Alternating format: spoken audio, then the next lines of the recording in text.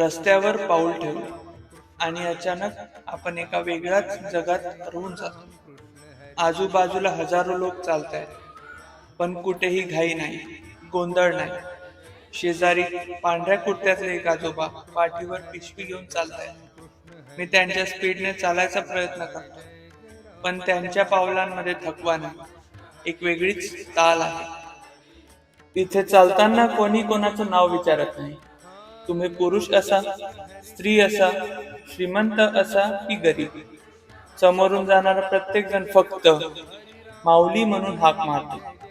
इतक्या अनोळखी माणसांमध्ये असूनही आपण एका कुटुंबात असल्यासारखं वाटतं. हरी जय जय राम. थोडा वेळ रस्त्याच्या कडेला थांबलो तर लगेच एका गावकऱ्याने हातात पाण्याचा तांब्या आणि बिस्किट टेकवली.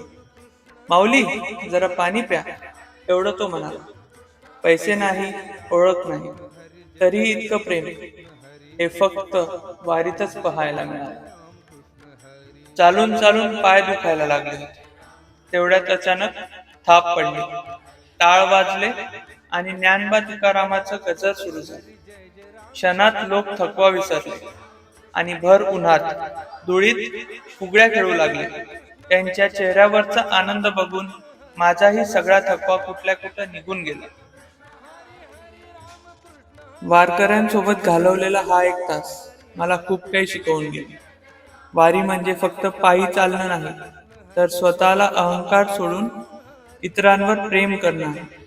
विठ्ठल मंदिरात नंतर भेटेल, पण तो या वारकऱ्यांच्या रूपात रस्त्यावरच भेटून गेला. जय जय राम. जय राम कृष्ण हरी. राम कृष्ण हरी जय जय राम कृष्ण हरी. राम कृष्ण हरी जय जय राम कृष्ण हरी हरी राम कृष्ण हरी जय जय राम कृष्ण हरी. राम कृष्ण हरी जय.